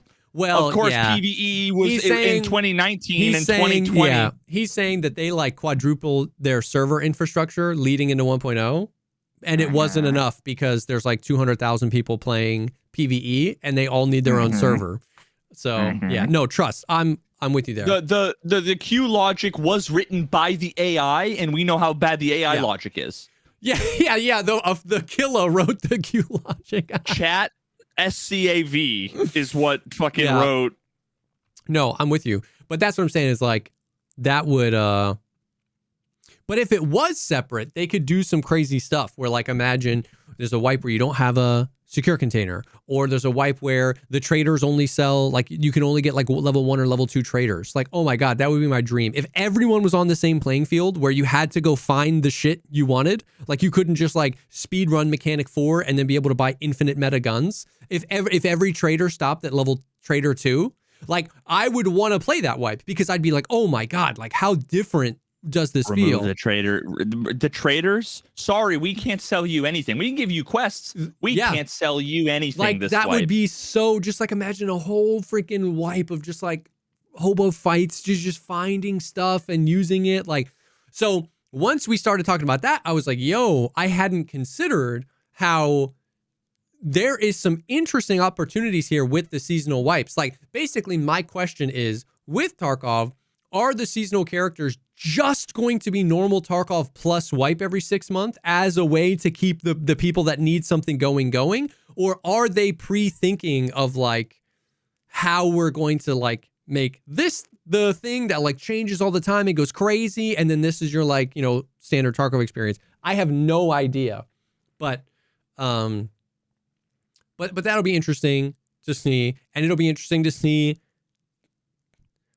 the player base, not that we know what the player, like the like live player count is, but it'll be interesting to see the vibe of like the player base of the non-wipe accounts like 6 months from now, 8 months from now, 10 months from now, right? We've never had a wipe longer than I think like 9 months or something like that. A year from now, what does this Tarkov look like? Is it going to be a ghost town? Is everyone going to be playing the seasonal character? Like, I'm just so intrigued by that. Now, what? Right. It just reminded me of when I was in Dallas years ago for an NVIDIA like conference thing when I was and I met with a couple of my moderators. Yeah. And they were chilling in my hotel room, and we were watching something. It was Chernobyl. So good. When that Chernobyl came out. And I have like a video of it somewhere. It would take too long to scroll past all the screenshots of shit I have on my phone. That I accidentally have. It's just screenshots of my home screen because I go to grab my phone and grab the yeah. Maybe I'm the only one, I don't know, but where one of the characters in the show said something along the lines of 40,000 people used to live here, and one of my mods said, "Now it's a ghost town," and like. Did you get the reference? Yeah. I literally almost said, and now it's a ghost town. When you said it now, you just said before, now it's a ghost town. And all I could think of was that fucking moment where it's like, anytime anyone says you watch a documentary about, 600,000 people used to live here. And now it's a ghost town. I don't know what the number is that they were talking about in, I think it's probably Pripyat. And actually honestly, they were probably, wait a minute, holy fuck. They were talking about like the same area, right? Because wasn't in COD the game 4, it was Pripyat, wasn't it? It might have been. COD 4, I'm gonna say 50,000 people used to live here, and now it's a ghost town. The quote 50,000, dude. Oh wait, it was 50,000. Oh my god. I was gonna yell at the Google's AI overview, which god fucking damn it is wrong half the time, and I hate it. Every time I'm like, Mega Bonk does black hole stack with fucking the moldy cheese or whatever, and it's like, well, technically the critical hit chance of the blah. I'm like, you're making shit up. You're lying. Yep. This isn't real. But it said, the quote, 50,000 people used to live here, now it's a ghost town, is from the video game COD 4. It is spoken by Captain Price during the mission 101 in the abandoned city of Pripyat near Chernobyl. Yeah. Oh my god, I wonder if that was a callback. Yeah, dude, it could have been like a little subtle reference to the COD mission. Could have been. Yo, tell me, dude, I don't care. This is a PP episode. Did you? Oh, yeah. Oh, whoa, wait. To this day. It doesn't look like it on camera, does it? Oh, it looks like it for sure. Okay, maybe it's just like not the preview windows frame rate or something, but yeah. You gotta grab it at the end. Mine isn't doing it. No, you can grab it in the middle. I don't know. It's doing it to my eyes, though. Yeah. No, dude, you do it in the middle because then it goes like full like macaroni noodle. Look at it. Yeah, look at the pen, though. Don't look at the camera. Look at the pen. Yeah. Okay, I guess it works. I guess it works, yeah. You're right. Just like full 90 seconds of like two fully grown men being like, it works. Bro, I did that the other day and I was like, oh my God. Yeah. It doesn't work on your own face, does it? V was wiggly, Jesse was not. Okay. I'm making that the title of this episode. Dude, it's become a meme with me and my wife. One day she said it to describe something, and now it's hilarious. It's one of those things that's like, you have to be there, and it's not funny for anyone else, but I find it incredibly hilarious, where everything just gets described as like wiggly. Wiggly? Like one day she wiggly. her like eye was twitching or something, and she's like, whoa. I'm like, what? She's like, everything went wiggly. So now if she has like a headache, or if she gets disoriented, or you get like, whatever it is, it's like, oh, I feel wiggly. I still to this day yell, "I'm limpy" all the time in Tarkov whenever I get a freaking fracture or whatever. That's one of those quotes that I know is attributed to me, but I don't remember ever saying it. Dude, it was Arena, and it was classic Veritas because like you're not used to as much like 5-man Discord calls. Like, you know, I'm always playing Tarkov with like Sneal and someone else or Airing and Liston and whatever. Yeah. And you were like, we were playing Arena and it was new and they didn't have the painkiller effect in it yet. And it was just like, you were just like screamed, "I'm limpy," because you were like hobbling around trying. Oh, the greatest. Well, Good times. Before we move on, I do want to take a second and thank the third and final sponsor for this episode, and that is Aura Frames with their Carver frame. They sent us, is this the front? It is the front. They sent us 2 of these. I got the other one set up. These are like smart picture frames. These are, first of all, just awesome. And second, perfect holiday gifts. Everybody has somebody like a family member that's like impossible to shop for because they're like, "No, don't get me anything. I just want to get you something." Dude, this is like the gift for that, bro. Because For Yankee swap, you gotta like all of that stuff. These are awesome. You can so it's a frame where it's a digital frame where exactly like this. It scrolls through photos and you can set up like an album, right? So like this is like a perfect gift. My dad, he lives in Virginia. He doesn't get to see the grandkids too often. We send him one and then we can have access to the folder and upload photos and then they show up on his thing. You can pre-load them like before they ship, which is cool. So he can like open it up and then be like, "Oh, the grandkids." So they can be super personalized and it's just like, it's like the perfect way to get that like analog feel of like, I printed a picture, you know what I mean? In the frame, but it's something that you can constantly update and just like feel connected with people that are farther away. So the Carver by Aura Frames, it's awesome. They're durable. They feel nice. They feel premium, and they don't look like a piece of technology. They don't look like you're adding another like smart home bubble Wi-Fi mesh to your house.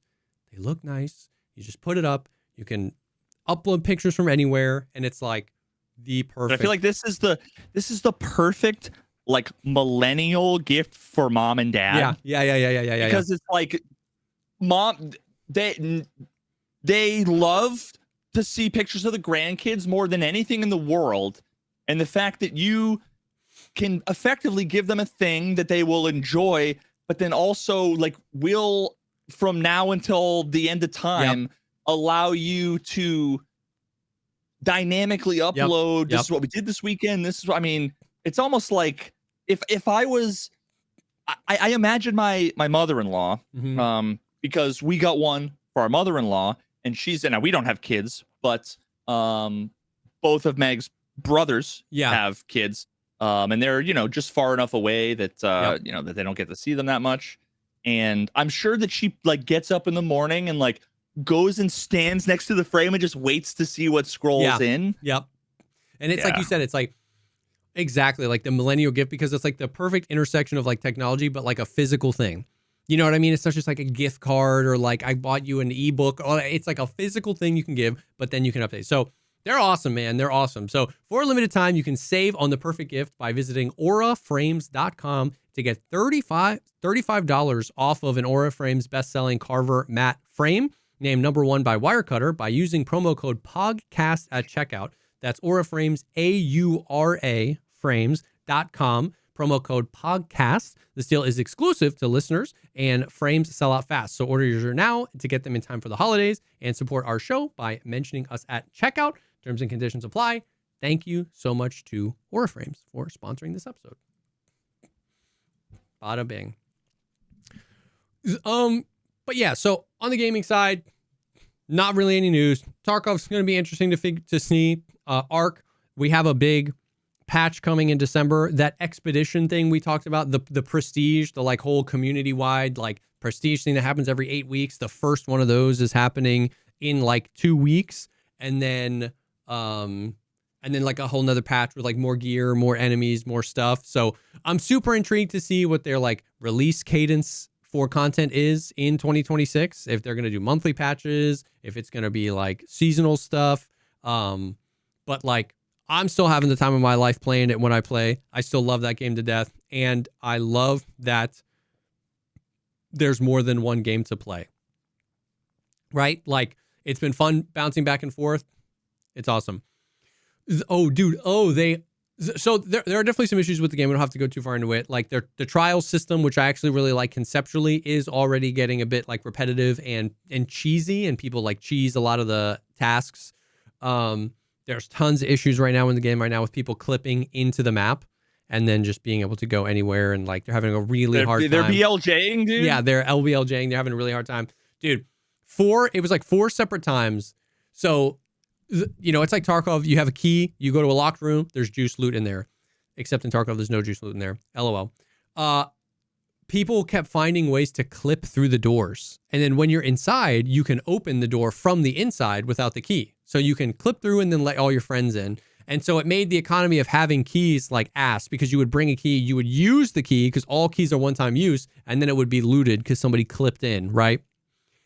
They 4 separate times they said they fixed that, and it wasn't, because people just kept finding new ways to clip in.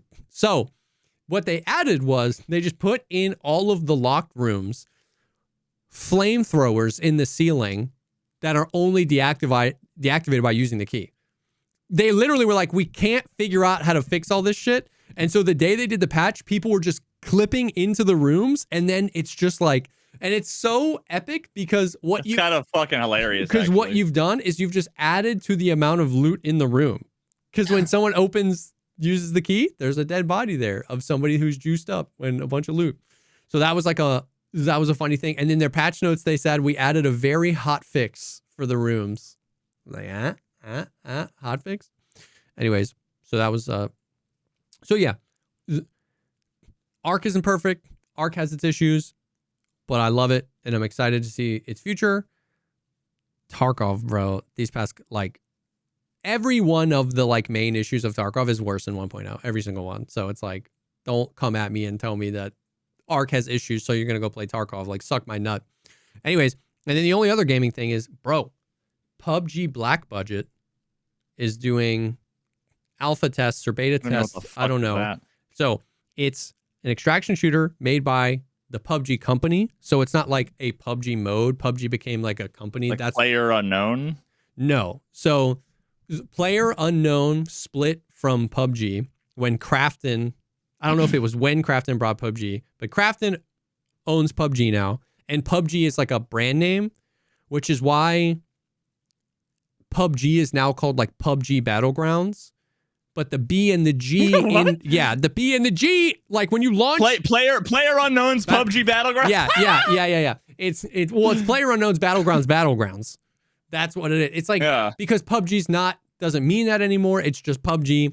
Anyways, so the PUBG company is making an extraction shooter, and I've got to play it in the past. At that point, it was under NDA, so I don't know like how much I'm allowed to say about that experience. But they're doing, so not this weekend, but next weekend, like 12, 13, and 14, and then the next weekend, 19, 20, 21, they're doing non-NDA tests where we're going to be able to play it, stream it, make content about it. They're going to be giving away keys, and so like they're going to be trying to get a bunch of people in there. And I'm just excited. It's not like sponsored or anything. I'm just like excited for more extraction shooters that are good, hopefully. So that's another like gaming thing I'm excited for. Dude, I've got a list of a bunch of games that like look really interesting. One actually just got released today called Routine. Okay. That is kind of hard to explain. And just go watch the trailer. Okay. I don't know. It looks fascinating. I don't know anything about it. It's kind of like you're a software engineer sent to like, I don't know if it's Mars or a moon base or something. Okay. And it's almost like, I don't know. I watched not the trailer, but like a sort of explanation video that was talking about one of the major mechanics. You have this gun thing. It's like a big box with a handle that you can all kind of use as a gun, but also like is a little almost like an LCD screen on the back. Okay. But it's like a CRT monitor kind of, which is interesting because there's like magnetic like not perturbations like but like anomalies, something like that, and it like fucks with the screen in like a interesting way. But you can use it almost like a camera, like a not like a heat camera, but you know how like when you use a black light, it'll like highlight certain things. It's almost like that. So you're like walking, looking through the thing, seeing like almost hidden shit. Yeah, magnets. How do they work? I don't know. Nobody knows. But how does it work? God damn it. We're gonna have to have that conversation every time. Infrared camera, yeah, something like that. Anyway, it looks interesting. Kind of, yeah. So there's that. Then there's a bunch that I talked about before. There's like The Last Caretaker. Oh yeah. Rue Valley. I don't even know. I don't know if that's like a typo or not. Re-entry, The Lift, Windblown, War Tales, Sands of Aura, and Ball Pit. Oh, are just ones I just wrote down that I don't know. I can't believe you haven't played Clover Pit yet. Oh yeah, Clover Pit's also on the list. Clover Pit. Yeah, I'm like 98% basically on Megabonk. Yeah. And like the last 2 characters I need to like do this stuff for are just like kind of fucking not fun to play. So today, and I was feeling a little eepy today, so basically I'm like, I'm just gonna fucking play Power Washing Sim, like watch YouTube videos. Yeah. But yeah, one of these days I'm probably gonna start playing a few different things. I think I might. It's gonna be pretty soon. Then I'm gonna finally play Risk of Rain 2. Oh, nice. Which everybody's been for like a decade now. Everybody's well, first of all, they listen to my music on Spotify whenever I used to have my music playing, and they'd say, yo, is this from the Risk of Rain 2 soundtrack? I don't know what the soundtrack is like. I just know that it became a meme. Interesting. That my music is like, so you're going to play Risk of Rain, and then you're going to be like, damn, this sounds like one of my songs. Well, the ongoing joke is basically people are like, have you played Risk of Rain 2? I'm like, no, but I did the soundtrack. And people are like, no, really? And oh yeah. Speaking of totally based Giga Chad move, did you hear about the like video game awards in Megabonk? Yes. So he apparently withdrew Megabonk his name or something, right? Yeah. Yeah, I got I think nominated for like, I don't know if it was best indie game. Yep. Or whatever. And basically he was like, he's made other games apparently under a different name. So he felt like it was. Yeah. That's dude, it's so refusing a thing that like you still probably arguably would get, but some people might roll their eyes, even though like everyone else in the indie game category, like a bunch of other games were like funded by billion-dollar company, you know what I mean? Like it's just so much more of a Giga Chad thing to be like, I don't want it than to have it and like brag about it. Yep. Yeah, so yeah. It was debut game. Yeah, best debut game. Okay, yeah. That's cool. I did see that though. Yeah. Yeah, there's I mean, I guess it's freaking dude, what GTA was supposed to release around this time. It got pushed to spring and then it got pushed to fall, right? I think. Lol. Yeah, like didn't it I don't know. Pushed again? I don't want it to come out because then what will we say about the meme? Like what'll the meme be? Oh yeah, we're gonna get X before. November 19 is the new release date. This is the obligatory Light No Fire release date, Google, as well as the Pony Island 2 release date. Yeah, if you guys haven't played any of the, I think it's Daniel Mullins. If you are newish here, like within the last year to the podcast, if you're like a fucking erudite, high class gamer, fedora, milady kind of guy. Just go play all the Daniel Mullins games. One of the first ones should be Pony Island. Number 1, Pony Island. You might think it's like Hello Kitty Island Adventure based on the name, but it's you'd be dead wrong. It's incredible. Yeah, and I actually don't even remember the names of these other fucking games. But release date expected to be released in 2026. Thanks for nothing, Google AI overview. Light No Fire first announced in 2023. Expected release date and potential 2026. Okay, yeah. Well, listen, my next YouTube video is going to be out sometime between 2025 and 2026. I'm glad to have informed you of literally nothing. Literally nothing. Pretty sure Squadron 42 is supposed to come out in 2026. That's Star Citizen's single player game. Right. That was, I think, announced to release in 2016. Was it when it was supposed to release? So like when Tarkov 1.0 was supposed to come out too? Yeah. Dude, it's funny.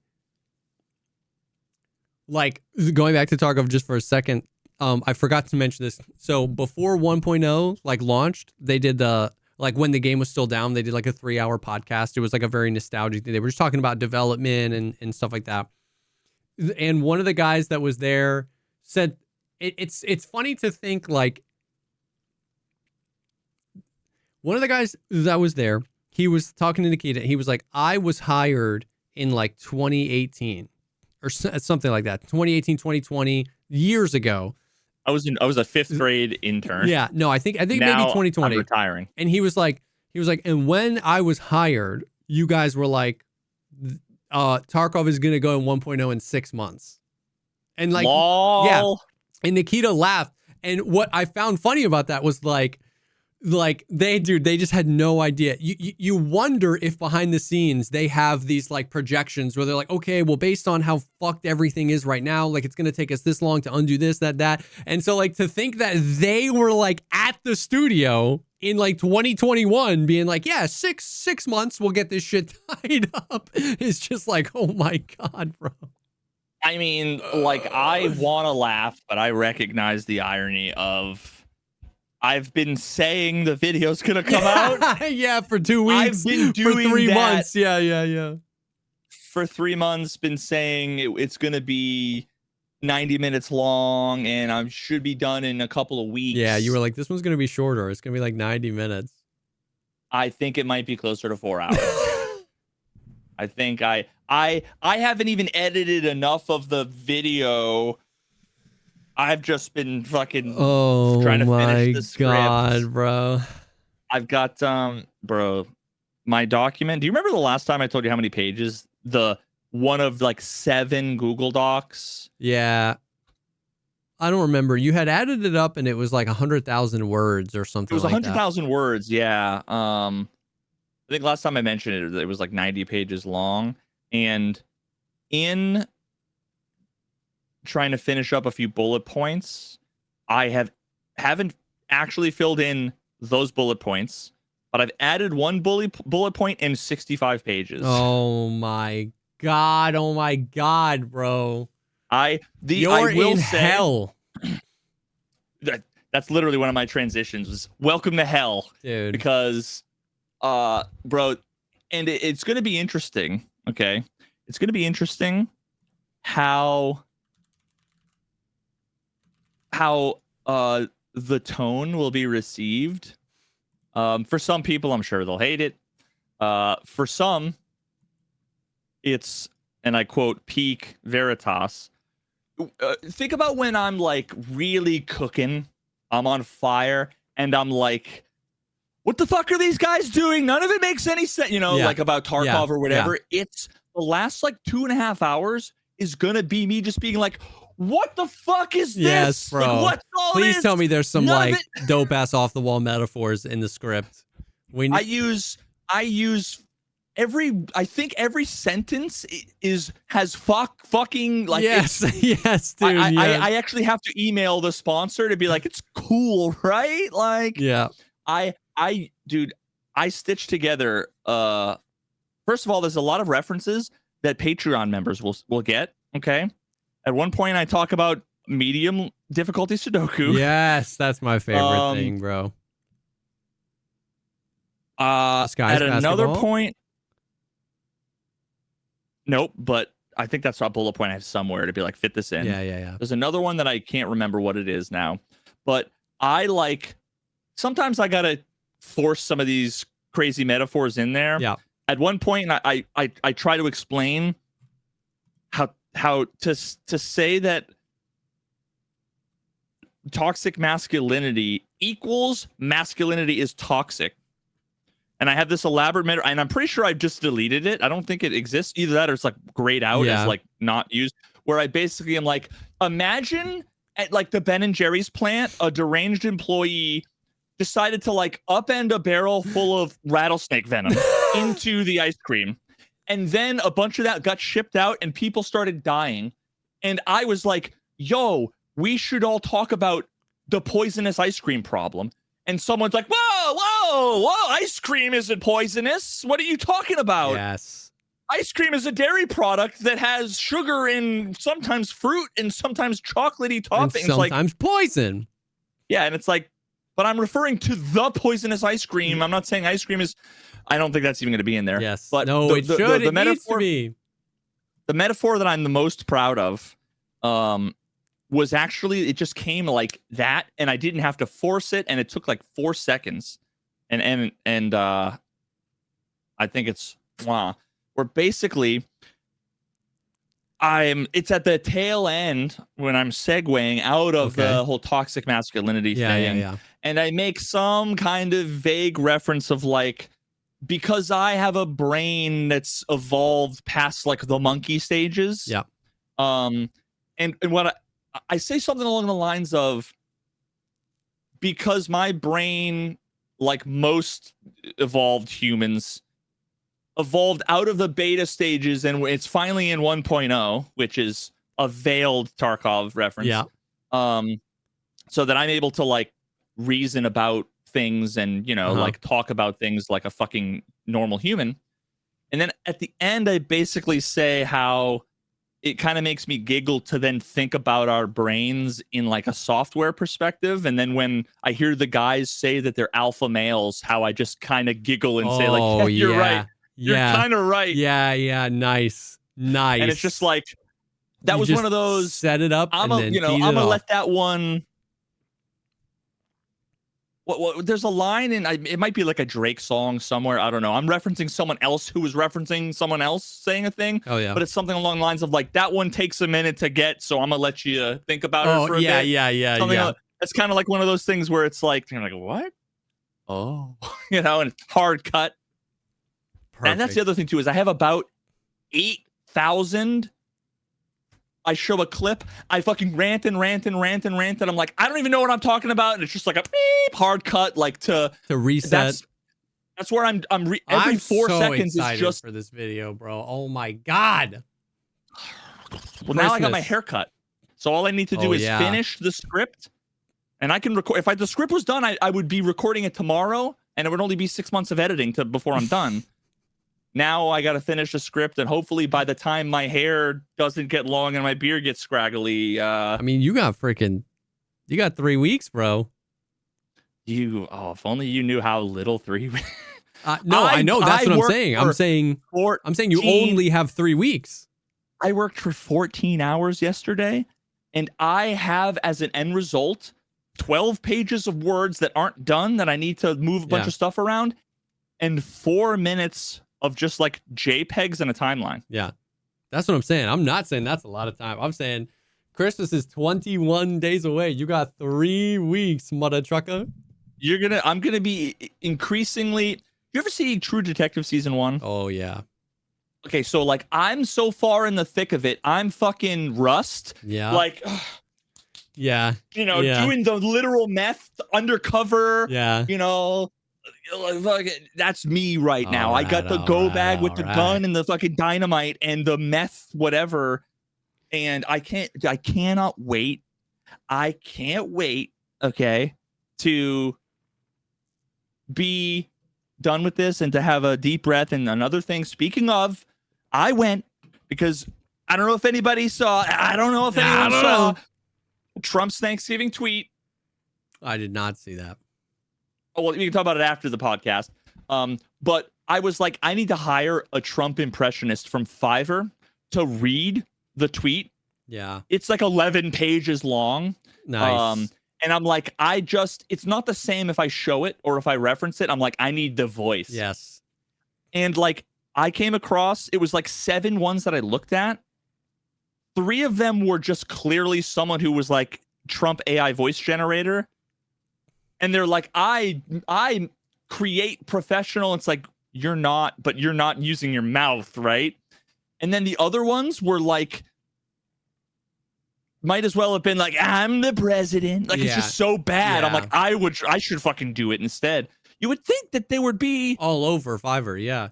I got to find that guy in a Tarkov raid that I found to get him to do it for you. Dude, someone said that the day I mentioned it. Someone was like, get that guy. Honestly, he would be better than any of the things I saw. When they're sending scavs, they're not sending their best. And the sad thing is that honestly, the best practical result is probably me using AI in a video about fucking AI. It's like how it's. And you know what? The interesting thing is all they need to do is sort of like solipsistically mention that fact. And that kind of just absolves me of any guilt, or it's like, and I'm using a thing that we should all be ashamed about using, but whatever. Beep, cut. And it's like, now no one can say anything because at least I'm aware of it. Yep. Oh my God. You got to help me on the next PP. Okay. You got to help me because like we did with one of your last Tarkov videos. Yes. Like workshop some titles and thumbnails. Yeah. I've got like the gaslighting of a nation, a generation. Like I've got all these fucking things. Yeah. I don't, and I know whatever I've got, it ain't it, but I'm with that. The one, dude, V came up with the title of the video, the Tarkov video, which is like 800,000 views now. They created, no. You came up with I put in the thumbnail. I had the title and I didn't know what for the thumbnail. And yeah. You came up with what to put in the thumbnail. The check should be in the mail, dude, question mark. And then I pretty much just copied that for the ARC video, and that's got 1.3 million views. So. Oh man. Well, dang. That is, dude, that was a whirlwind of a podcast episode. I love that, man. Thank you guys for hanging. Thank you for being here. If you want more conversations, dude, sometimes stuff happens on the podcast and I'm just like, bro, if you were an audio listener, like we are so not cognizant. 70% of the audio listeners just went like they looked at their phone to see if it had accidentally paused. Like just now, 100%. And now we are laughing at you. Thank you for being here. If you want even more podcast content, you can go to patreon.com/thepodcastpod. Get early ad-free access to these episodes and additional episodes that are unhinged, not politics conversations. But anyways, thank you guys for being here. Thank you again to Aura Frames, Chubbies, and The Perfect Union for sponsoring this episode. Thank you for your support, and we will definitely see y'all on the next one. Take a shower. In the morning.